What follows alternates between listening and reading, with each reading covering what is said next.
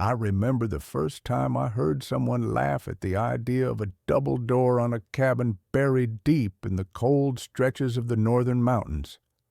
They called it unnecessary, exaggerated, even wasteful, as if a man who chooses to live in a place where winter can press its weight onto the world with the silence of a falling star has the luxury of wasting anything.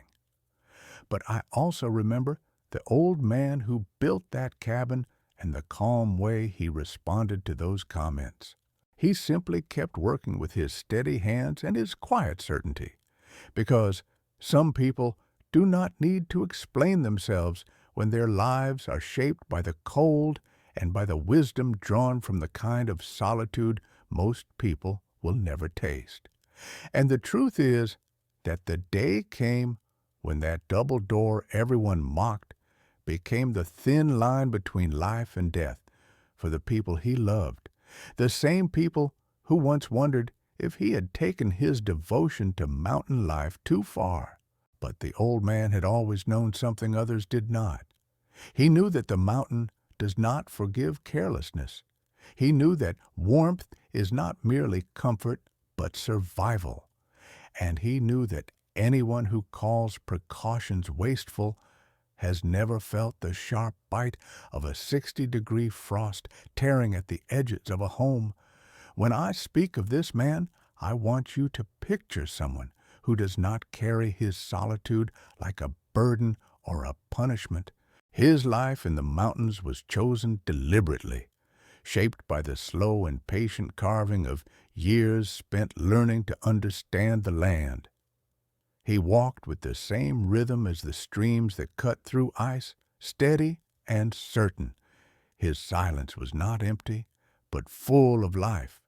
He never felt fear in the isolation because he was never truly alone.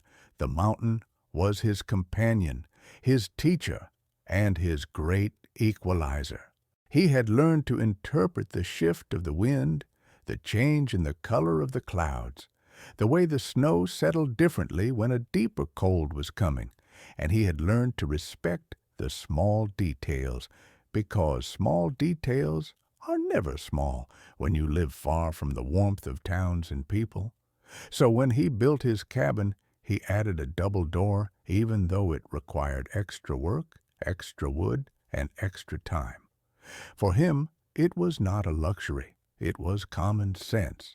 The outer door protected the inner one, and together they formed a pocket of still air that kept the cold from rushing into the home like a living creature eager to swallow every trace of heat. Most people never think about cold that way. They think of winter as something you fight with thick coats or hot drinks, something that irritates more than endangers. But cold is a hunter in places where night lasts for months. It does not rush. It does not roar. It creeps with invisible steps that nibble at the edges of a man until he feels his strength slipping away. The old man understood this deeply.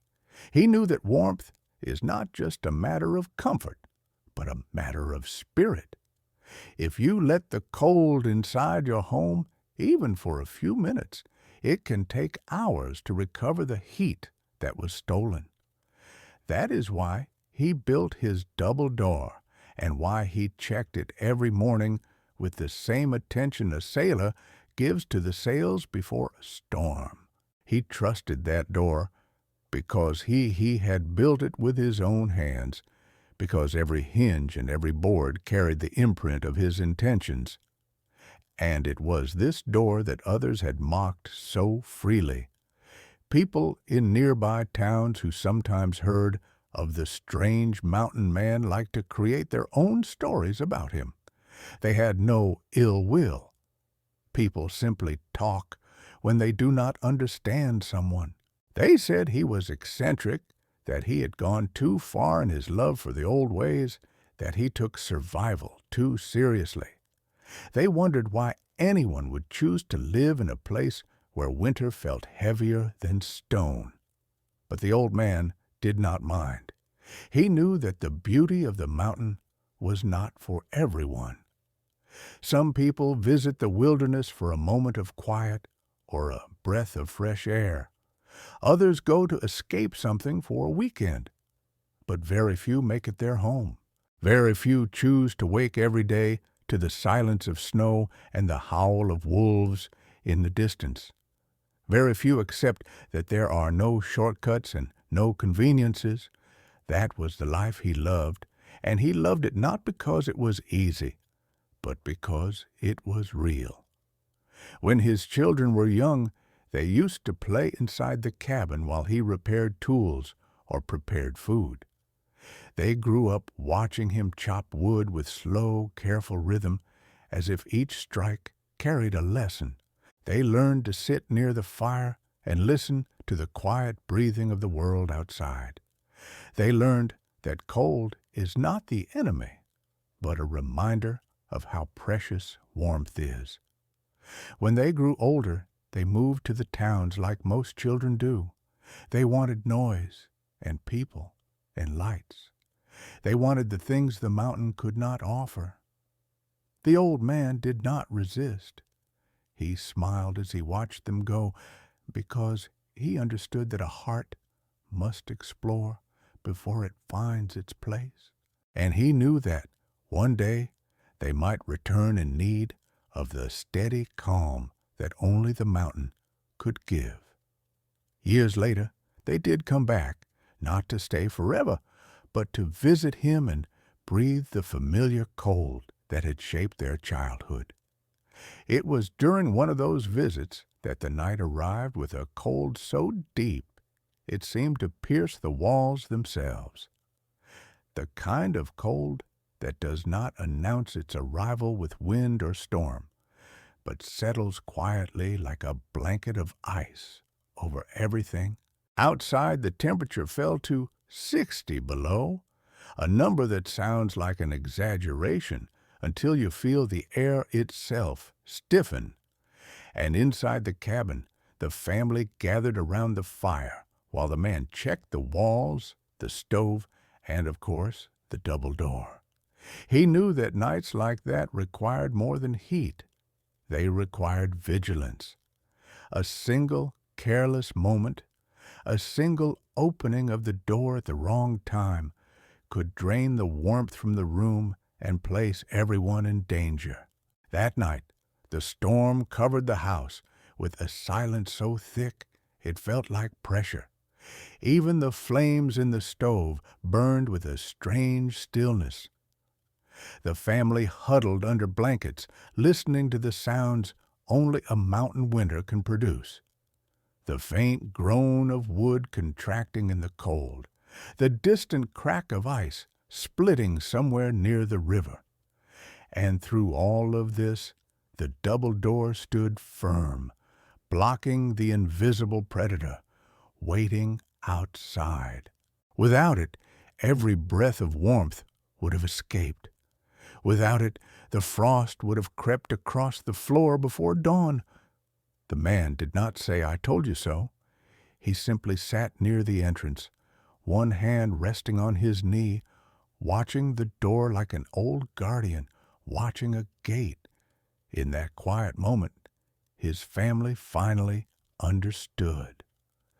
The double door was not wasteful. It was the reason they were alive, the reason they could sleep through the night without feeling their lungs freeze from the air. This memory stays with me because it reveals something most people forget. The wisdom of a man who lives close to the land is not loud or dramatic. It shows itself in the smallest details, in choices that seem unnecessary to those who have never felt the raw force of nature, and the people who laughed in the past would never understand the calm satisfaction in the old man's eyes as his family slept safely. They did not understand that his so-called eccentricity was simply experience. They did not understand that the mountain teaches lessons only to those willing to listen. And perhaps they never will. But maybe you have felt it. Maybe that is why you are listening now. Maybe you carry your own cold inside you, a kind of quiet struggle that others do not see. Maybe you know what it feels like to defend choices that others call excessive. Or maybe you simply feel drawn to the kind of life where every breath matters and every piece of wood carries purpose. If so, then you will understand why the old man never apologized for the way he lived. He loved the mountain because the mountain allowed him to be fully himself. It demanded honesty and rewarded effort. It stripped away the noise of the world and left only what was essential, and that was enough for him, more than enough. As you listen to this story, I wonder where you are and what the world looks like outside your window. The mountain may be far from where you stand, but its lessons reach anyone willing to hear them.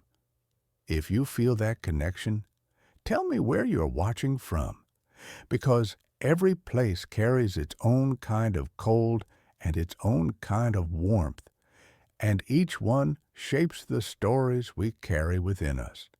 When people spoke about the man in the mountains, they liked to imagine he had gone there to escape something terrible, as if isolation could only be born from pain. And maybe, in a way, that was true. But what they never understood was that his solitude was not a flight, but a return. It was not rejection, but remembrance. Before the mountains, he had lived among people, just like everyone else. He had known the sound of traffic, the scent of smoke from chimneys mixing with the smell of oil and concrete, the rhythm of clocks and paydays and endless words that filled the air like fog. He had been a builder, a man of skill, quiet and methodical, someone others trusted with their homes and their plans. He had a wife then, and 2 children still small enough to laugh at the simplest things. Life was good, or at least that is what everyone said when they looked at it from the outside. A man with work, a family, a small house, and a sense of purpose. What more could anyone need? Yet, under all that comfort, there was something that did not rest, a kind of whisper that grew louder each winter when the world outside turned pale and the nights came early. He used to stand by the window after the children had gone to sleep and look at the frost spreading across the glass, and something inside him stirred. It was not sadness, not exactly. It was a longing, like the quiet call of something ancient, something that did not belong to the noise of the towns. He felt the city tightening around him each year, the streets narrower, the voices louder, the air heavier. There were too many things built to fill the silence, too many things made to distract people from themselves. He started to realize how far he had drifted from the land that once fed his father and his grandfather, men who had known the names of trees and rivers as if they were family. Those men never needed clocks to know the time or calendars to know the season. They looked at the clouds and at the way the wind bent the grass, and they understood. But he had forgotten those languages. The world he lived in now spoke only of efficiency, deadlines, noise, and progress. He began to feel like a visitor in his own life. Then, one winter, his wife fell ill. It was not a sudden thing, but a slow dimming, like a lamp losing oil. The doctors said it was nothing rare, just one of those illnesses that medicine can delay but not stop. He did everything he could, built ramps, adjusted doors, made the house easier for her to move through. He sat by her side at night, holding her hand while the city outside kept breathing with its mechanical pulse. And during those months, the noise of the world became unbearable. Every sound felt sharp and cruel. He started longing for silence the way a drowning man longs for air. When she finally passed, the silence he had once wanted came to him, but not the kind he had imagined. This silence was heavy and cold, a silence that filled every room. After that, he tried to live as before. He went back to work, spoke with neighbors, fixed what others broke. But nothing fit any more. Every face reminded him of how fragile life was when you spend it running toward things that do not last. Every street reminded him of how easily people forget what truly matters. His children were still young, and for them he smiled, cooked, told stories. Yet inside, something was shifting. The whisper that had followed him for years now became a clear voice. It told him that he had spent too long surrounded by walls, too long serving the noise. It told him that he needed to remember who he was before the world told him who to be.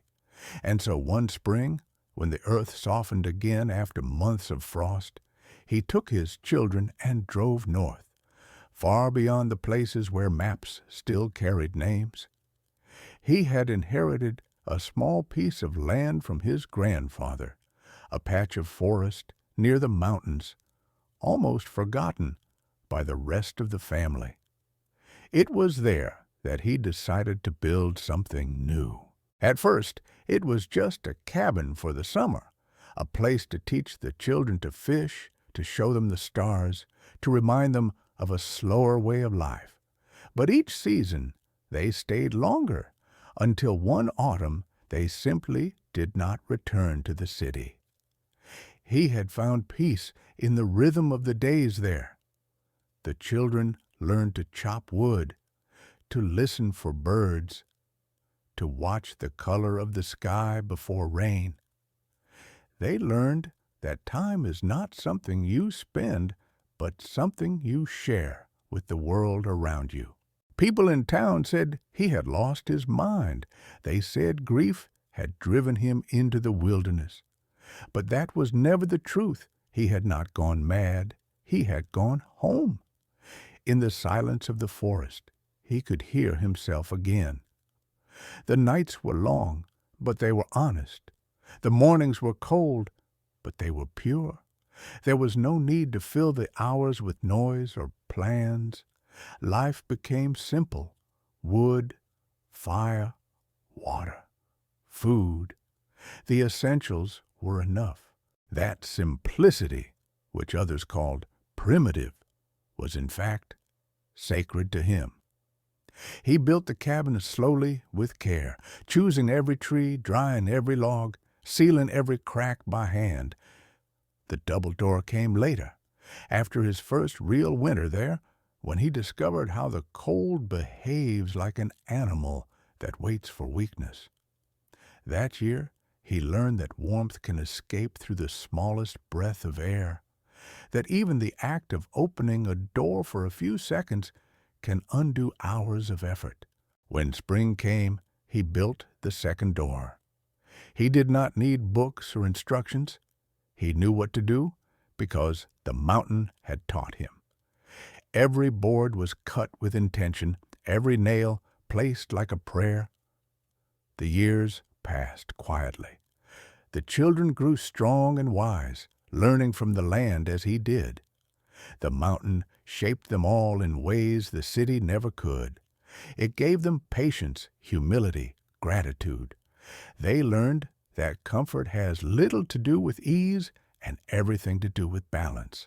They learned that happiness does not require more, only enough. And through all that time, the man felt a peace he had not known since childhood. But solitude, even when chosen, comes with its own kind of pain. There were nights when the sky stretched so wide that he felt small beneath it, when the wind whispered like the voice of ghosts. There were mornings when the snow piled against the door so thickly that he wondered if the world beyond still existed. Yet he never regretted his choice. Those moments of doubt were part of the same beauty. The mountain tested him, But it also gave him strength. It stripped away illusion until only truth remained. Sometimes he would think about his old life, the noise, the lights, the endless movement. He could almost smell the smoke of engines and the bitter scent of asphalt after rain. And then he would look at the mist rising from the trees outside his cabin, at the footprints of a fox near the stream, and he would know that he had chosen correctly. The world he left behind had forgotten how to listen. People spoke constantly but said little. They lived surrounded by things but felt empty. Here in the mountain everything had weight. Every sound meant something. Even silence was alive. He found that the mountain did not just shelter him, it reflected him. On days when he felt heavy, the fog lingered. On days when he worked with focus, the sky cleared. It was as if the land and the man were speaking in a language older than words. And in that conversation, he rediscovered faith, not the kind tied to churches or rituals, but faith in the rhythm of life itself. When his children were old enough, they eventually left for their own paths. He let them go without sorrow, because he knew what the world needed to teach them, and he trusted that they carried the lessons of the mountain within them, the understanding that comfort is not softness, and peace is not the absence of struggle. He stayed behind, content, because he knew that his solitude was not an absence, but a fullness. It allowed him to listen, to understand, to be part of something vast and real. The people in town still whispered about him sometimes. They said the man up there had traded his grief for madness, that he lived in a world of snow and wood, speaking only to trees. But those who had once visited him knew better. They saw the clarity in his eyes, the calm that can only come from someone who has made peace with himself. They felt the warmth of his cabin, the gentle strength of his silence, and they left changed, even if they did not admit it.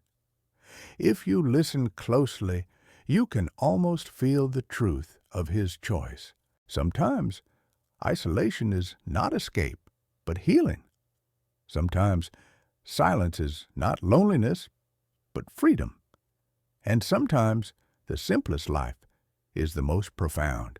Many people spend their whole lives chasing comfort, but few ever find peace. The man in the mountain found both, not because he sought them, but because he stopped running from himself. If you have ever felt that same longing, that quiet pull toward a slower life, toward something honest and real, then you already understand him. The world can call it foolishness, but wisdom often looks like madness to those who do not understand it.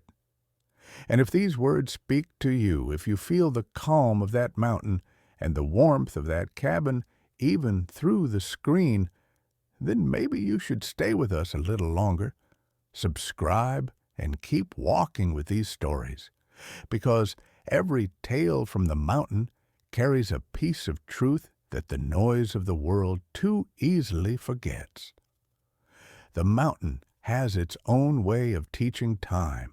There are no calendars hanging on the walls of a cabin, no alarms, no traffic to mark the passing of hours. Instead, the rhythm of life is written in the smallest shifts of the world outside. The man would wake before sunrise not because he wanted to, but because his body had learned the light of dawn by heart. The faint gray that gathered behind the trees was his clock, and the song of a single bird was his morning bell. He would stir the ashes in the stove and add a piece of wood, listening to the crackle that meant warmth was returning. That first sound of fire each morning was a promise that life would continue for another day, that he had done what needed to be done to survive the night. In the city, People start their mornings chasing time. In the mountain, time waits for you. It moves at the pace of breathing, and when you finally learn to match that rhythm, the world becomes a gentler place. His days were simple, but simplicity in the mountains is never easy. Every act carries purpose. Fetching water from the stream meant walking through snow with careful steps, checking for weak spots beneath the crust. Cutting wood meant measuring not only the tree but your own strength, because a careless swing can leave you injured miles away from help. Cooking meant using what you had, not what you wanted. There were no stores, no deliveries, only the steady patience of making do with what nature offered. But through all this, the man found meaning. He discovered that work done slowly and deliberately brings peace. There was a kind of sacredness in chopping wood, in feeling the rhythm between effort and release. There was wisdom in preparing food with his own hands, in watching the steam rise from a pot after hours of waiting. Everything demanded attention, and that attention became his form of prayer. Silence filled most of his days, but it was not empty. The mountain spoke in ways that only those who have lived close to it can hear. The groan of a tree bending under snow told him how heavy the winter had become. The crack of ice on the river at dusk told him how deep the frost had settled. The rustle of dry branches warned him of an animal moving nearby. He did not need to see to understand. Sound and silence became his language. In that world, even his own heartbeat felt like part of nature's rhythm. And when the wind moved through the trees, he listened as if it were the voice of something ancient, whispering lessons too vast for words. At first, solitude was something he had to grow into. There were days when he missed the laughter of his children, the sound of another voice breaking the long hours of quiet. There were nights when he caught himself speaking aloud just to hear something human. But as the seasons passed, he began to understand that solitude was not absence, but presence. It allowed him to notice what the noise of the world hides. He started to see how the light changed color throughout the day, how snow could shift from blue to gold to white, depending on the hour.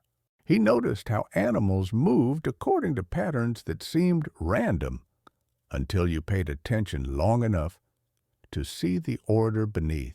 He learned that silence is not stillness. It is full of motion, full of life, if you are willing to listen.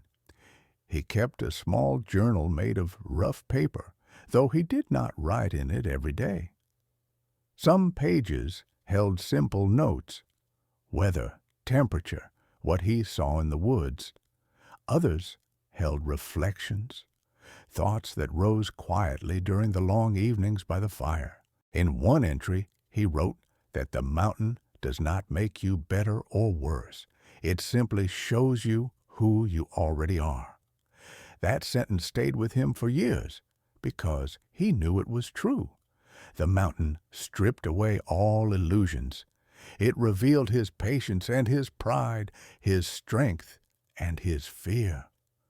There was nowhere to hide from himself out there, no distractions, no excuses. Each day was a mirror, and the reflection changed depending on how he lived it. Sometimes he would walk for miles through the snow without a destination, just to feel the earth beneath his feet. He found that the farther he went, the quieter his mind became. The noise of thought faded into the rhythm of breathing and footsteps. In those moments, he felt closer to something vast, something that had no name. It was not loneliness, but belonging. The mountain accepted him as one accepts a stone in a river, not as an intruder, but as part of the flow. That was enough. Winter was the hardest and most beautiful season. The cold demanded everything from him. It forced him to prepare wood months in advance, to check every wall for cracks, to ration his food and fuel with precision. When storms came, he sometimes went days without opening the door, listening to the wind roar like an ocean trapped among peaks. But he never felt fear.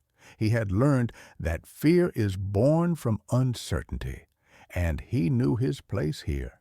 He trusted his home, his hands, and his understanding of the land. When the snow piled high against the windows, he felt not trapped, but protected. The walls were his shield, and the double door was his guardian. He would sit by the fire and watch the flames flicker across the wood, thinking about how many lives were wasted chasing what did not matter, while he sat here, alive and content, surrounded by everything he needed.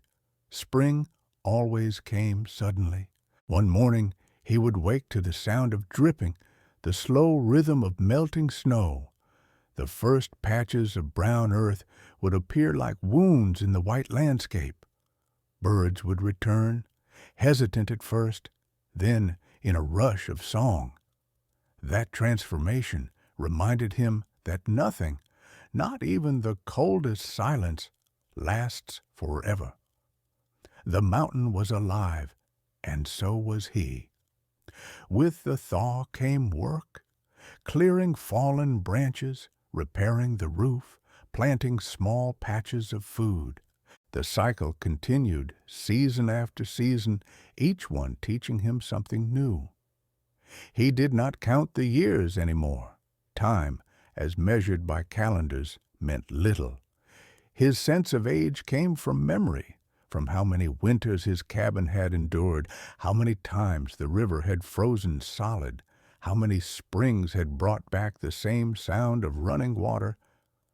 The seasons became his measure of life, and though his hair grew white and his hands roughened, he did not feel old. He felt seasoned, shaped like the stones outside that had faced centuries of wind and frost. The silence had changed him. He no longer needed to speak to understand. When visitors came, rare hunters, travelers lost in the snow, sometimes his grown children returning with their families, they often found his calm unsettling. He spoke little, but when he did, his words carried weight. He would listen more than he answered, smiling softly as if he already knew what they were trying to say. People often left his cabin with a strange feeling, as though they had glimpsed something ancient in his eyes. What they did not realize was that the mountain had not given him wisdom, only space to listen to it. The answers were always there. It was the silence that allowed him to hear them. Some nights he would sit outside long after the fire died, wrapped in a blanket of fur, looking at the stars.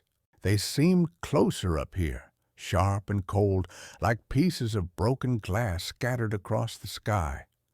In their light, he felt both small and infinite. The vastness of the world no longer frightened him. It comforted him, because it reminded him that everything, his breath, the fire, the snow, was part of the same great rhythm. There was no separation between him and the mountain anymore. He had once feared that silence would erase him, that without the voices of others he would fade. But the opposite happened. The longer he lived in quiet, the clearer he became to himself. Every choice, every thought, every emotion stood out like footprints in fresh snow. He learned to see without rushing, to act without waste. He learned that peace is not the absence of struggle, but the understanding of it. The cold still came. The storms still roared. But his heart stayed still within them. Sometimes he wondered if others could ever understand this kind of life. Perhaps not fully. To those who have never known silence, it can seem like emptiness, but to those who have listened deeply, it is full of sound.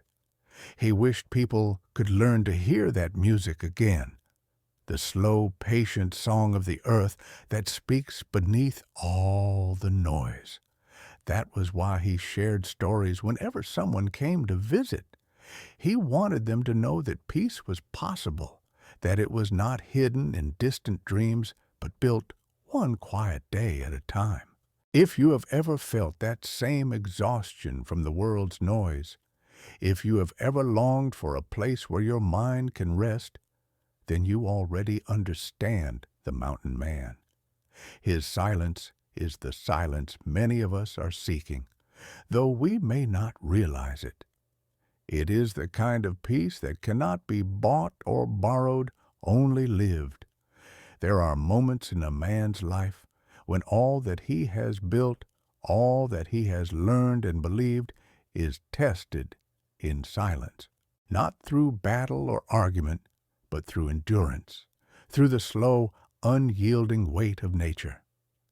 The man in the mountains had survived many winters, but there came one unlike any before. It began quietly, as most things of significance do.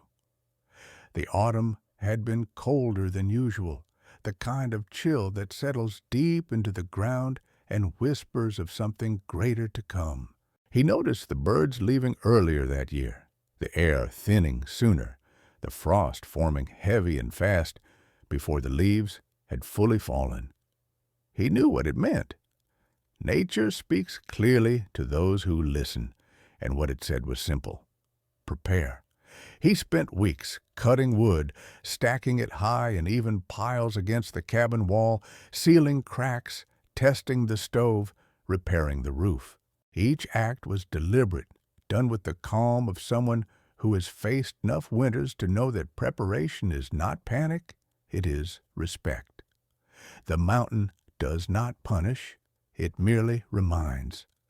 When the first snow came, it fell light as ash, covering the ground like a promise.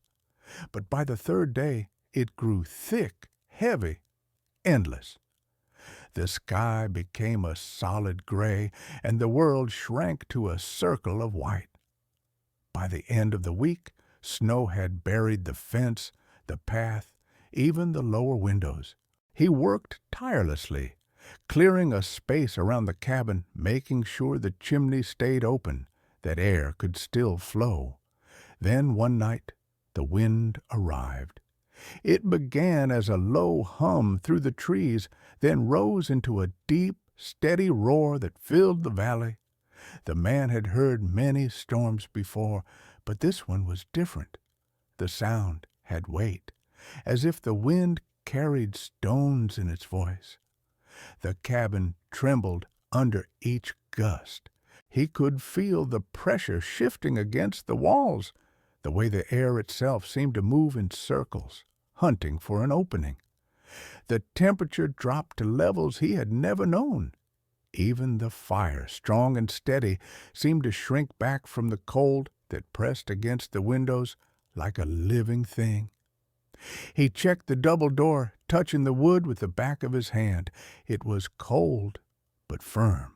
That barrier, built years ago with patience and foresight, was now the only thing standing between warmth and death.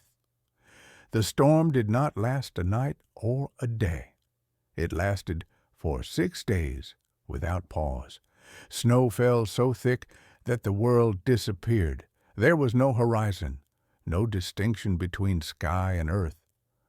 The man rationed his wood, burning carefully, using each log as though it were a piece of time itself. He ate sparingly, melted snow for water, checked the walls every few hours. The sound outside was ceaseless, a kind of ancient fury that made the earth groan. On the third day, he heard a crack, sharp and sudden. It came from near the roof, where the weight of snow had grown unbearable. He climbed into the attic with a lantern and saw a beam splitting near the corner. The wood was giving under the pressure. He did not panic. Panic wastes energy. He took rope, wrapped the beam, tightened it with steady hands. He reinforced the ceiling with 2 spare planks, his breath freezing in the air as he worked. Each movement was slow, deliberate, the way you move when mistakes can cost more than time. When it was done, he sat for a moment in the dim light, listening. The storm howled above, shaking the walls, but the roof held. He closed his eyes, feeling the heartbeat of the cabin around him, that fragile structure standing firm against the weight of nature. It was more than shelter. It was memory made solid, every board a piece of his life, every nail a choice that had led him to this moment. On the 5th night, the cold deepened. It reached through the walls, seeking cracks, testing every seam. The man could feel it in his bones. Even the flame of the stove burned weaker, its color shifting from gold to pale blue. He added wood, adjusted the vents, but the air refused to move. The wind had sealed the chimney cap with ice. Smoke began to spill back into the room, thin at first, then thicker. He knew what that meant. The fire was choking. Without air, it would die, and soon after so would he. He wrapped himself in his coat, covered his mouth with cloth, and stepped to the door. Opening it even for a second could drop the temperature inside beyond recovery, but he had no choice. He unlatched the inner door and felt the air rush out. The warmth pulled toward the freezing void. Then he opened the outer door just a hand's width, enough to see the snow packed high against it like a solid wall. He could not even step outside. He took the shovel kept by the entrance and began to dig, working slowly, carefully, clearing just enough space for air to move. The wind bit into his face like shards of glass. The cold was so deep that the moisture in his breath froze before it hit the ground. He worked until his hands went numb, then closed the outer door, sealing it again. Inside, he could barely feel his fingers. He fed the fire and waited. The smoke thinned. The flame strengthened. The chimney was clear. He leaned against the wall, exhausted, his body shaking not from fear, but from the enormity of life itself. He had faced the mountain at its fiercest, and still he stood. That night he did not sleep. He sat near the stove, listening to the wood crackle, watching the orange glow reflect off the door that had saved him once again. The storm outside screamed and clawed, but the cabin endured. When the wind finally stopped, the silence was almost unbearable. It was not peace, but aftermath. The air outside hung heavy and still. He opened the outer door and stepped into a world buried beyond recognition. Snow rose higher than his shoulders. The trees bent under its weight like old men bowed in prayer. The sky was a pale blue, sharp and cold as steel. He looked around and felt an overwhelming sense of smallness. Yet within that smallness was freedom. The storm had reminded him of something he had always known, but often forgotten, that survival is not a conquest, but a conversation. You do not fight the mountain, you endure it. You listen, you adapt. You yield where needed and stand where you must. As he cleared a path from the door, he found the remains of a small bird frozen near the edge of the snowbank. Its wings were open as if it had tried to fly through the storm. He lifted it gently, the body light as air, and for a moment he felt the weight of everything that lives and dies under the same sky. He buried the bird beneath a small pile of stones and whispered a quiet thanks. To him, life and death were no longer opposites. They were the same river flowing in different directions. In the days that followed, the cold remained, but the storm had passed. He repaired the roof, melted ice from the chimney, and restored order. The mountain seemed to breathe again, calm and vast. At night, he sat by the fire thinking about the fine line that separates preparation from fate. If he had not built that double door all those years ago, the cabin would not have held its warmth. If he had not learned to read the signs of the sky, he would not have survived that winter. Yet none of it felt like triumph. It felt like understanding. The storm was not an enemy defeated. It was a teacher that demanded attention and respect. The discovery that came from it was not dramatic. It was quiet, almost invisible. He realized that every act of care he had ever taken, every repair, every choice to do a thing properly, even when others called it wasteful, had meaning. Each one was a statement of life. The double door was not just wood and hinges. It was a symbol of foresight, of love, of the understanding that the smallest things often hold the greatest strength. The storm had proved that wisdom is not found in complexity, but in devotion to what matters. He thought about his children, now grown and living their own lives in distant towns. He knew they would hear about the storm on the radio, see its mark on the news, and worry for him. He wished they could have seen how the mountain had held him, how the lessons he had taught them as children, patience, care, attention, had come full circle. Maybe they would understand then why he had stayed here, why he had chosen this life. It was not about isolation. It was about truth. The mountain strips everything away until only truth remains. Sometimes, in the quiet after the storm, he felt that he was not alone. He could sense his wife's presence in the firelight, in the warmth that lingered through the walls. He liked to think she was part of the mountain now, watching over him. The thought did not bring sorrow, but comfort. He spoke to her softly sometimes, not expecting an answer, but feeling one in the stillness around him. The cabin, the doors, the fire, all of it was their story continuing, written in wood and snow instead of ink.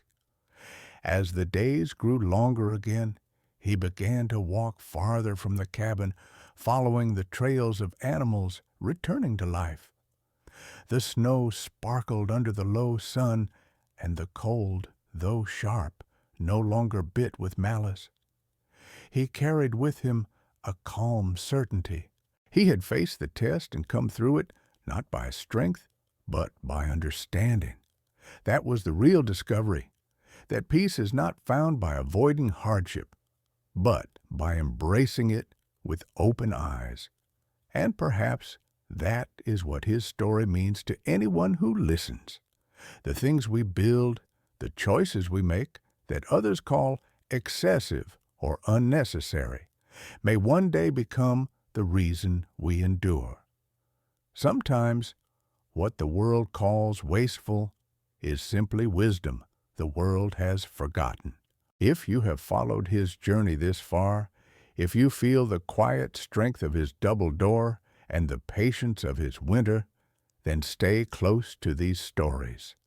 Subscribe and keep walking beside this mountain man, because every storm has its lesson, and every bit of wisdom kept alive through his silence might one day shelter you too.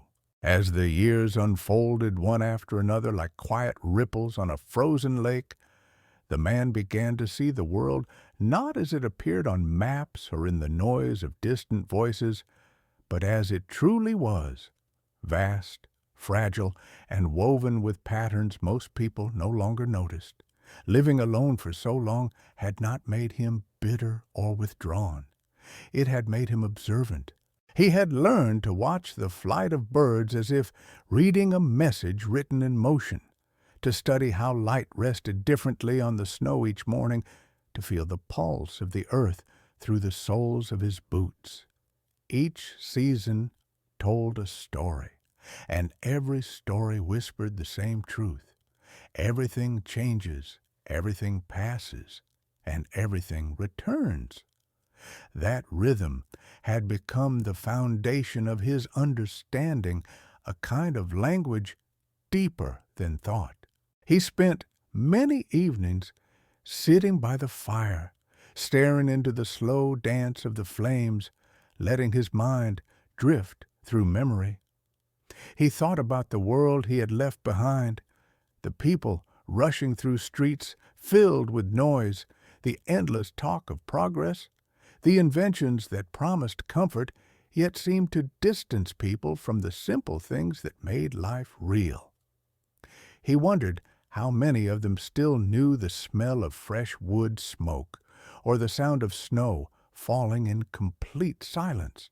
He wondered how many had forgotten that survival is not only about what we possess, but about what we understand. Sometimes, when the nights stretched long, he would walk outside and look at the sky. The stars were clear and merciless, not twinkling like in the stories of his youth, but sharp, unwavering, like distant fires burning in a black sea. He would think about how small humanity really was in comparison, and yet how full of noise it had made itself. Men had learned to cross oceans, to build cities that glowed brighter than the moon, to reach into the sky with machines. But they had also forgotten how to stand still. They had forgotten how to listen. He had once been one of them, running, building, chasing, never pausing to ask why.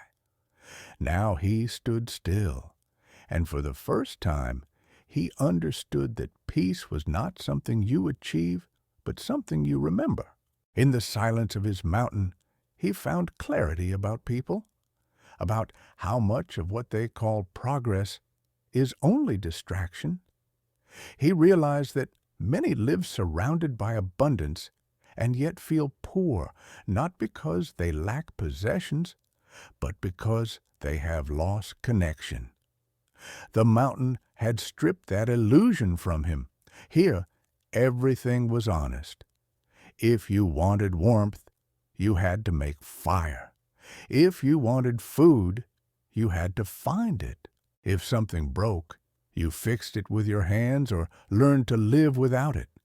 There was no pretending, no borrowing from tomorrow. Life was reduced to its essence, and in that reduction, it became pure. He thought often about his children, now adults with families of their own. When they visited, they brought stories of cities filled with light and screens that glowed through the night. They spoke of a world moving faster each year, of people spending more time talking than listening, more time staring at images than looking at each other. He listened quietly, nodding, smiling, understanding more than he said. They sometimes asked him how he could live without all the conveniences, without the constant connection to others. He would answer that he was connected to everything that mattered. The mountain did not send messages, but it spoke to him. The trees did not talk, but they told him when to plant and when to rest. The snow did not comfort him, but it reminded him that beauty and hardship often wear the same face. He did not feel anger toward the world. He felt compassion. He understood that people were not lost because they were weak, but because they were surrounded by noise that never stopped long enough for them to hear themselves.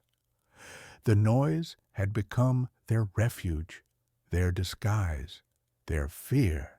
The silence he lived in would terrify most of them because Silence has a way of revealing what we spend our lives avoiding. In stillness, you see the truth of who you are. Every flaw, every regret, every dream left undone. But you also see something else, the part of you that cannot be broken, the part that belongs to the world and not to the noise. He remembered the years after his wife's passing, the pain that had followed him like a shadow. In the beginning, he thought silence would swallow him. But over time, he realized that grief was not something to escape, but something to be carried carefully, like a fragile flame. It never truly goes out, but it can light the path ahead if you let it. The mountain had taught him that. Every loss leaves space for understanding. Every wound leaves room for growth. The cold had shaped him in the same way, harshly but honestly. There were moments when he would sit outside his cabin, wrapped in his old coat, and watch the valley below disappear under fog. The sound of water running beneath the ice was faint, but it was there, constant, patient. That sound reminded him of life itself, always moving, even when hidden, even when frozen. He realized that people in cities often believe life moves forward, always forward, like a road. But here he saw that life moved in circles. The same water that froze in winter would flow again in spring. The same seeds that died in the frost would bloom when warmth returned. Nothing was truly lost, only changed. That understanding brought him peace deeper than words. He began to see the mountain not as a place of isolation, but as a mirror of humanity. Every storm, every thaw, every fragile flower that grew from the rock spoke of the same truth, endurance and transformation. The storms of life do not destroy, they carve. They shape us, strip away what is false, and reveal what endures. He had learned that the hardest winters gave birth to the most generous springs, and that suffering, when faced with acceptance, becomes a kind of strength that no comfort can provide. When he thought of the world beyond, he did not wish to return. He did not crave the lights or the roads or the sounds. He knew he could not live there anymore. The rhythm of people's lives had become too fast, their attention too divided. They no longer spoke to the earth, and the earth no longer answered. Yet he also knew that not everyone could live as he did. The mountain was not for everyone. It was not an escape, but a teacher, and its lessons required a kind of stillness most hearts no longer possessed. But he hoped that through his story, through the life he quietly lived, others might remember a little of what had been forgotten. He kept thinking about one idea that had come to him during a storm years earlier, that humans are the only creatures who try to live outside nature, as if we were separate from it. Every other living thing accepts its place, its limits, its seasons. Only man believes he can master the mountain, change its rhythm, ignore its silence. But the truth is that the mountain does not care who you are. It does not bow to effort or status. It simply is. And in that indifference lies its beauty, because it treats all equally. He found comfort in that. There was no competition here, no ambition, no fear of being forgotten. The mountain forgot everything eventually, and in that forgetting, there was peace. He thought, too, about time, how people count it, fear it, fight it. He no longer did. Time, he had learned, was not an enemy, but a companion. It did not steal from him, it shaped him. The wrinkles on his hands, the slow bend in his back, the way his steps had grown careful, All of it was proof that he had lived. The passing years were not loss, but transformation, just as the trees shed their leaves to rest. He no longer wished to hold on to youth. He wished only to remain present. As he aged, his work slowed. He chopped less wood, took longer walks, rested more often. But his mind remained sharp, his heart light. He no longer sought meaning in great things.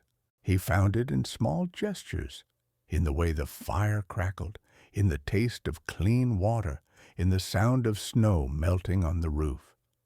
He realized that happiness had never been something to find, but something to notice.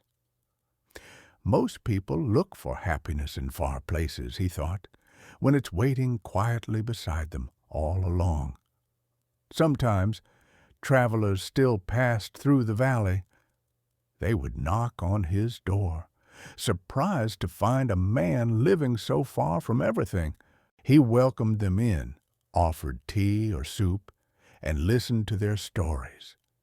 They often left puzzled by his calmness, wondering how someone could live alone for so long without longing for the world. But the truth was simple. He was not alone. He lived among mountains, rivers, and stars. His world was full. When those travelers returned to their cities, some wrote letters to him. They spoke of how they couldn't stop thinking about the silence in his cabin, about the way he listened instead of speaking, about how they felt something shift inside them during their visit. He smiled, reading those words, knowing that the mountain had spoken through him as it always did. It was never about him. It was about what the silence carried. And so he lived on, a quiet man in a quiet place, but not forgotten, not lost. He had become a kind of bridge between two worlds, the rushing one below and the timeless one above. His reflection on humanity was simple. People are not broken, just disconnected. The noise has drowned their instincts, but deep inside, they still remember. They still crave stillness. They still seek the warmth that comes not from machines, but from meaning. If they could only stop for a while long enough to listen, they would hear what he heard every day, the soft hum of life beneath everything, waiting to be remembered. If you've ever felt that same pull, that quiet ache for something slower and truer, perhaps you're already hearing the mountain's voice. Stay close to it. Let it guide you. And if you want to keep walking this path with him, listening to these stories of silence and survival, make sure to subscribe and keep this fire alive, because every spark of reflection we share brings us closer to the peace he found in his mountain. In the last years of his life, the man no longer measured time by winters or the weight of snow. He measured it by moments of stillness, by the sound of wind brushing the cabin walls, by the way the light curved through the window at sunrise. Each morning he woke with the same quiet gratitude, not because he expected anything new, but because the ordinary had become his treasure. He would sit by the small table near the stove, holding a cup of tea between his hands, and watch the breath of the world unfold beyond the glass. He had come to understand that life does not need to surprise us to be beautiful. Sometimes it only needs to exist. The mountain had become a reflection of his soul, vast, silent, unwavering. There were no longer sharp boundaries between him and the land. His steps followed the rhythm of its paths. His breath matched the whisper of the wind. His heart beat in tune with the slow pulse of the earth beneath him. He had become part of the place, not as a conqueror or visitor, but as a memory stitched into its fabric. The trees around his cabin had grown tall since he had built it. Some of the oldest pines now leaned slightly toward the roof, their branches bending as if in greeting. He would sometimes speak to them softly, not expecting an answer, just acknowledging their presence. They had watched his whole life unfold, seen his hair turn white, seen the seasons carve their slow patterns across his face. They were his oldest companions, and he respected them as he would old friends. In the evenings, when the last light faded, he would light a candle and read from the small notebook he had filled over the decades. The pages were worn, the ink faded, but each line carried a part of his journey. Notes about weather, reflections on life, small observations about animals or dreams. He often smiled as he read his own words, not out of pride but out of recognition, as if each sentence were a message from a younger version of himself, reminding him of how far he had come. In one passage he had written that the true purpose of solitude is not escape, but understanding. He had not known then how true that would become. His body, once strong and tireless, had grown slower. Chopping wood now took longer. Carrying water from the stream demanded more rest. But he did not resist these changes. He saw them as part of the same cycle that ruled everything else. The trees aged, the rivers shifted, the mountains themselves changed shape over time. Why should he be any different? He found beauty in his own frailty. Each ache, each wrinkle, each breath that took effort reminded him that he was still alive, still part of the great conversation between man and earth. Sometimes, during the long winter nights, he thought about his wife. He remembered her laughter, the warmth of her hands, the way she used to look at him when the world still felt new. He no longer felt the sharp pain of her absence. Instead, he felt her presence everywhere, in the warmth of the fire, in the soft creak of the cabin's wood, in the quiet peace that had settled in his heart. He spoke to her often, not aloud, but through thought, through gratitude. He believed she had never truly left, that perhaps she had become part of the mountain too, resting in the silence that surrounded him. His children still visited, though less often now.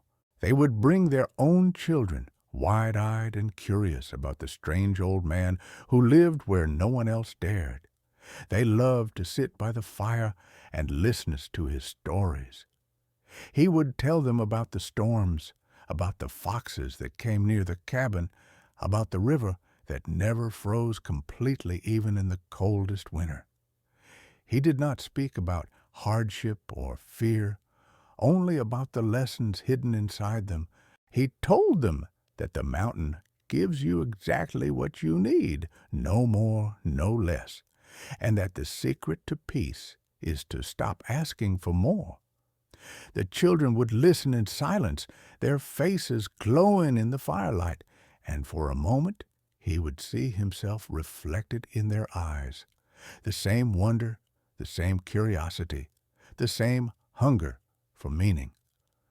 One of his grandsons once asked him if he was ever lonely. He smiled and said that loneliness is not about being alone, but about being disconnected. He said that when you live close to the mountain, you realize that everything is connected. The trees, the rivers, the wind, even the silence. There is no loneliness in that, only belonging. The boy nodded, but the man knew that understanding would take years to grow just as it had for him. In his final winters, he no longer feared the cold. He had made peace with it long ago. It had shaped him, tested him, and taught him patience. He still kept the double door strong, always checking the hinges, sealing any cracks, treating it with care. That door had become a symbol not just of survival, but of his entire philosophy. It reminded him that what others call unnecessary can be the very thing that saves you, that the smallest acts of foresight can carry the greatest meaning. Every time he closed it, he felt a quiet satisfaction, knowing that he had built something that endured. One night, as a storm whispered beyond the cabin, he sat by the fire and felt a deep stillness settle over him. It was not sleep or weariness, but a kind of peace so complete that it filled the air. He realized in that moment that he no longer wished for anything. He had nothing left to chase, nothing left to prove, nothing left to fear. The mountain had given him everything he needed: purpose, wisdom, love, silence. He had learned that happiness is not a goal, but a state of being, found in the smallest things: the warmth of a cup, the flicker of a flame, the steady beating of a heart that still recognizes the beauty of being alive. When spring came again, he walked slowly to the river, leaning on his cane. The air was cool but gentle, the snow melting in silver rivulets that glimmered under the morning light. He watched the water run, and for a long while he said nothing. Then he whispered a single word, one that only the mountain could hear: "Thank you." It was not gratitude for one thing, but for everything, for the life he had lived, for the silence that had guided him, for the lessons carved into every season. That word carried all his years, all his joy, all his acceptance. When he finally passed, he did so quietly, as he had lived, without noise, without struggle, without fear. The fire had burned low that night, and the snow outside fell softly, blanketing the cabin like a final embrace.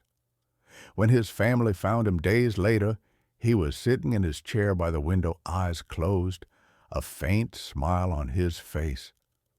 The candle beside him had burned out, but the first light of dawn was spilling through the glass, warm and golden. The mountain was still, as if holding its breath.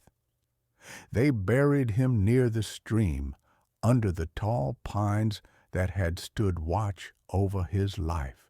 They built a small marker, simple and unadorned, with a line from his own notebook carved into the wood.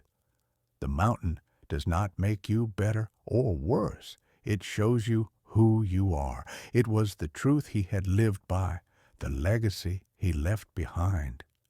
In the years that followed, his children and grandchildren continued to visit the cabin. They repaired it when it needed, lit the fire on cold nights, and told his stories to anyone who came. The place became more than a shelter. It became a living memory, a reminder that simplicity and care can outlast time itself. Travelers who passed through still spoke of the man who had lived alone in the mountains, the one whose double door had saved his family in a winter colder than any before. They spoke of his calmness, his wisdom, his smile. Some said that on certain nights, when the wind moves just right, you can still hear the sound of his axe striking wood, or the faint hum of his voice carried through the trees. Whether true or not, those who listen closely always feel something: a quiet presence, a sense of peace, a whisper that says everything will be all right. His story lived on, not in books or monuments, but in the hearts of those who heard it. It became a reminder that strength is not noise, that wisdom is not knowledge, and that the truest life is one lived with awareness. The mountain had shaped him, but he had also shaped the way others saw the mountain, not as a place of danger, but as a teacher of truth. His life became a mirror for those who longed for stillness, a gentle call to slow down, to breathe, to listen. And perhaps that is the real legacy of the man in the mountains, not the cabin, not the door, not even his survival, but his understanding. He showed that peace is possible, that it does not depend on what we have or where we live, but on how we see the world. The mountain was his home, but silence was his wisdom. Through it, he found not emptiness but fullness, not loneliness but belonging, not endings but continuation. As you listen to his story now, wherever you are, maybe you can feel a piece of that silence too. Maybe you can hear the wind brushing against the old pine trees or the faint crackle of his fire. Maybe it reminds you of something you have forgotten, the sound of your own breath, the patience of time, the beauty of simple things. The mountain is far, but its lessons are near. They live inside every moment of quiet you allow yourself to feel. And if this story touched you, if you felt peace in the rhythm of his life, or recognized something of yourself in his silence, then let that feeling stay with you. Leave your thoughts in the comments below. Share where you're listening from, and help keep his story alive. Like this video, subscribe to the channel, and share it with someone who needs to remember that stillness is not emptiness, that solitude can be sacred, and that the quiet strength of a simple life can outlast the loudest noise of the world. Because in the end, every fire begins with a single spark, and every story like this one lives on through those who choose to listen.